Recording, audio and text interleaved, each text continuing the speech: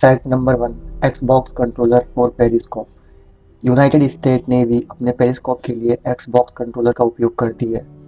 2018 में अमेरिकी नौसेना ने अपनी सारी पनडुब्बियों को एक्सबॉक्स 360 कंट्रोलर से जुड़ाव किया।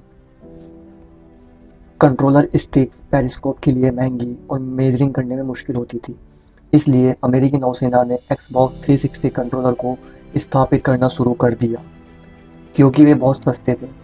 हालांकि यह सब कॉस्ट के बारे में नहीं है। कई पेरिस्कोप ऑपरेटरों ने अतीत में मींस पास्ट में एक्सबॉक्स नियंत्रकों का उपयोग किया है और वे उसे आसानी से अपनी स्किल का यूज कर सकते थे। Fact number 2, child octopus size. जब एक ऑक्टोपस पहली बार अपने अंडे देता है तो वे चावल के दाने से छोटे होते हैं। अंडे इतने नाजुक होते हैं कि उन्हें लगातार देखना पड़ता है। जब बेबी ऑक्टोपस अपने अंडों से निकलते हैं तो वे पूरी तरह से बनते हैं, लेकिन बहुत छोटे होते हैं। उनका वजन केवल 0.001 औंस मीन्स 0.03 ग्राम होता है।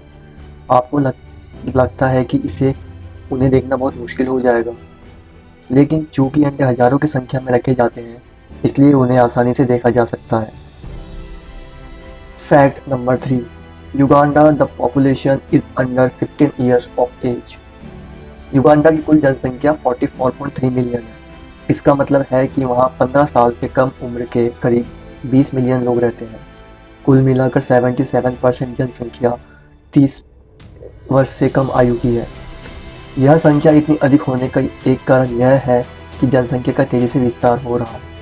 1950 में युगांडा में सिर्फ 5 मिलियन लोग थे। Fact number 4, man gets bored but woman gets happy.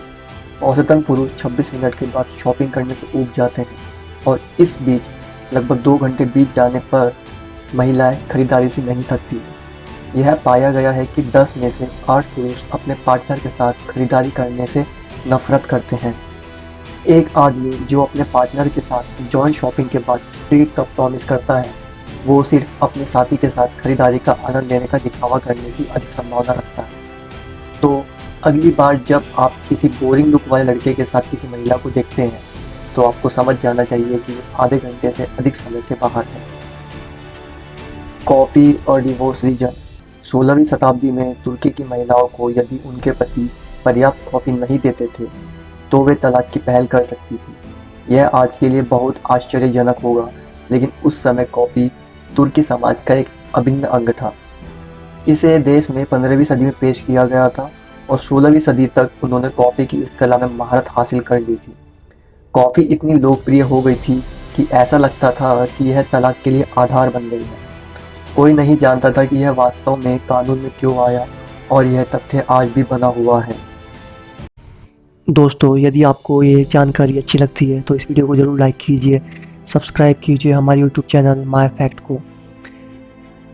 Thank you.